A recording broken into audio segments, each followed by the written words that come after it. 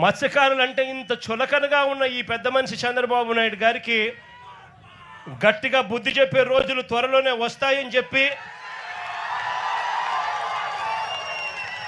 ఎల్లకాలం ఈ ప్రభుత్వం ఇలాగనే కొనసాగదు అని చెప్పి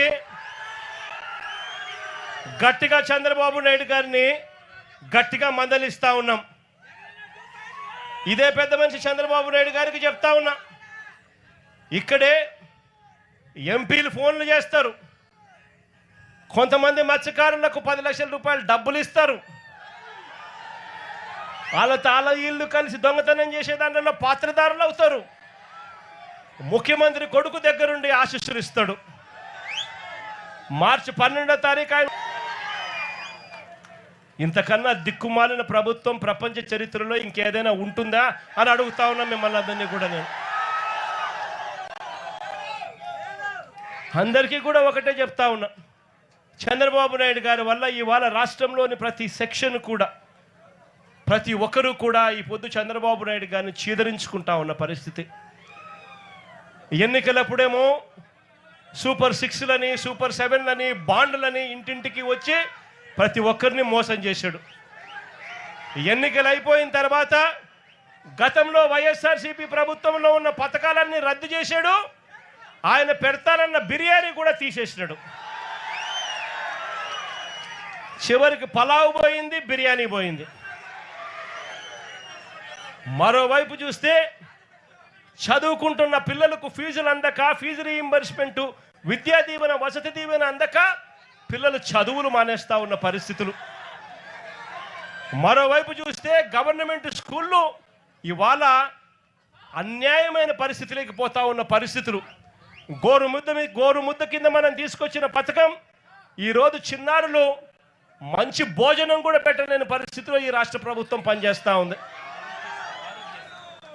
పిల్లల చేతుల్లో ట్యాబులు కనపడాల్సిన చోట ఇంగ్లీష్ మీడియం బడుల కింద గవర్నమెంట్ బడులు జరగాల్సిన చోట పిల్లలకు ఈరోజు నాసిరకం చదువులు అందుతూ ఉన్నాయి. మరోవైపున చూస్తే ఆరోగ్యశ్రీ పథకం పూర్తిగా పడకేసింది. పేదవాడు ఈరోజు ఎక్కడైనా కూడా వైద్యం అందాలి అని అంటే లక్షలు ఈ పొద్దు పేదవాడు వైద్యం కోసం కడితే తప్ప వైద్యం అందని పరిస్థితి. ఇక్కడ కూడా నా దగ్గరికి ఎవరో ఒక బోర్డు పట్టుకొని వచ్చినారు, అన్నా నా పరిస్థితి ఇట్లుందన్నా, మా కుటుంబ సభ్యుల పరిస్థితి ఇట్లుంది అని చెప్పి ఇక్కడికి కూడా ఎవరో వచ్చి బోర్డు పట్టుకొని వచ్చినారు. అదే మన ప్రభుత్వ హయాంలో ఏకంగా ఆరోగ్యశ్రీని 25 లక్షల దాకా ఉచితంగా చేసే వైద్యాన్ని పెంచి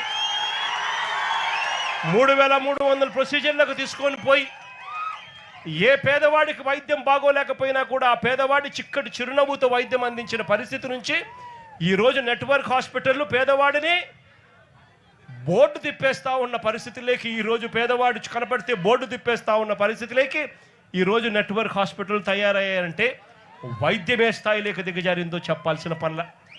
మరోవైపున చూస్తే ఉచిత పంటల బీమా గాలికి ఎగిరిపోయింది. మరోవైపున రైతులకు ఏ ఒక్కరికి కూడా కనీస గిట్టుబాటు ధరలు రాని పరిస్థితిలో, ఏ పంటకు గిట్టుబాటు ధరలు రాని పరిస్థితిలో ఉంది. ఈరోజు రైతాంగం పరిస్థితి అంతే.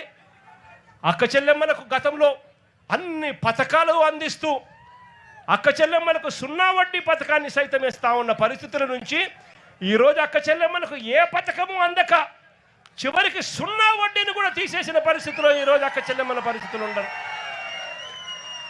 అన్ని రకాలుగా ఈరోజు ప్రజలు చంద్రబాబు నాయుడు గారిని తిడతా ఉన్న పరిస్థితులు. ఇలాంటి పరిస్థితుల మధ్య ఈ పెద్ద మనిషి చంద్రబాబు నాయుడు గారి ప్రభుత్వం దేవుడు చూస్తూ ఊరుకోడు, ప్రజలు దేవుడు మొట్టికాయలు వేసే రోజులు త్వరలోనే ఉందని చెబుతూ మీ అందరికీ కూడా భరోసా ఇస్తా ఉన్నా. కన్ను మూసుకొని కన్ను తెరిచేసరికి మన ప్రభుత్వం వస్తుంది. మన ప్రభుత్వం వచ్చిన తర్వాత మిమ్మల్ని అందరినీ కూడా ఈ ఫిషింగ్ హార్బర్ మీ హక్కుగానే ఇస్తాము. అంతేకాదు ఈ ఫిషింగ్ హార్బర్ల పరిధిలో ఉన్న ప్రతి మత్స్యకార కుటుంబానికి కూడా చెప్తా ఉన్నాను, ఆ పరిధిలో ఉన్న ప్రతి కుటుంబానికి కూడా మంచి జరిగించే విధంగా వాళ్ళందరినీ కూడా గ్రూప్స్ కింద ఫామ్ చేసి ఒక్కొక్క బోటుకు 10 మందిని 12 మందిని ఒక్కొక్క బోటుకు యజమానుల కింద చేస్తూ వాళ్ళందరినీ కూడా ఇంతకుముందు నేను చెప్పినట్టుగా 10% వాళ్ళు కడితే చాలు, 90% రాష్ట్ర ప్రభుత్వం లోన్ల కిందను గ్రాంట్ల కిందను ఇస్తూ వాళ్ళందరినీ ఓనర్లుగా చేసి ఈ ఫిషింగ్ హార్బర్లను వాళ్ళకు అంకితం చేస్తామని కూడా ఈ సందర్భంగా ఖచ్చితంగా చెప్తా ఉన్నా. అదేవిధంగా ఇక్కడికి వస్తూనే పాలెం మత్స్యకారులు కొంతమంది పట్టపు కార్పొరేషన్ కావాలని అడుగుతా ఉన్నారు. 56 కార్పొరేషన్లు పేదల కోసం మన ప్రభుత్వ హయాంలో అడిగిన వాళ్ళకి ఎవరికి కూడా కాదనుకోకుండా కార్పొరేషన్లు ఇచ్చాం.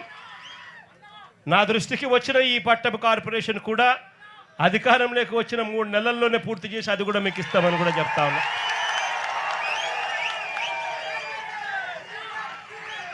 మరొకసారి మీ అందరికీ కూడా భరోసానిస్తూ మంచి జరగాలి, దేవుడు ఖచ్చితంగా మంచి జరిగిస్తాడు, కాస్త భరోసాను మీ అందరికీ ఇవ్వడం కోసం, మీ అందరితో మీ అందరి కష్టాల్లో పాలు పంచుకునే దానికోసం ఈరోజు మీకు సంఘీభావంగా ఈరోజు తెలపడం కోసం నేను వచ్చి మీ అందరికీ తోడుగా ఉన్నానని చెప్పి కూడా తెలియజేసుకుంటూ మీ అందరి ఆప్యాయతలకు పేరు పేరున మరొక్కసారి హృదయపూర్వకంగా 2 చేతులు జోడించి పేరు పేరున హృదయపూర్వకంగా కృతజ్ఞతలు తెలియజేసుకుంటూ సెలవు తీసుకుంటా ఉన్నాను. మత్స్యకారులందరూ మన ప్రియతమ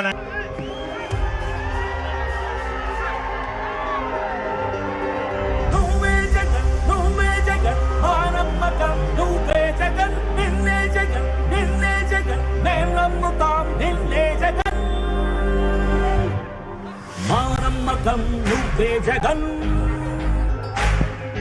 మేం నమ్ముతాం నిన్నే జగన్. మా నమ్మకం నువ్వే జగన్, మేం నమ్ముతాం నిన్నే జగన్. నువ్వే జగన్, నువ్వే జగన్, మా నమ్మకం నువ్వే జగన్. నిన్నే జగన్, నిన్నే జగన్, మేం నమ్ముతాం నిన్నే జగన్. నిన్నే జగన్, నిన్నే జగన్, మేం నమ్ముతాం నిన్నే జగన్. నిన్నే జగన్, నిన్నే జగన్, మేం నమ్ముతాం నిన్నే జగన్.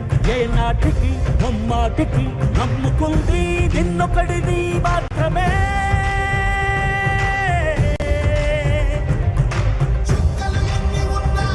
మా సూర్యునివి నువ్వే,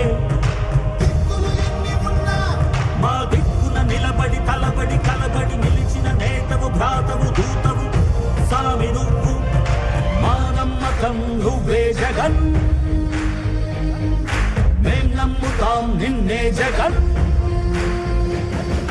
మా నమ్మకం నువ్వే జగన్, మేం నమ్ముతాం నిన్నే జగన్. నువ్వే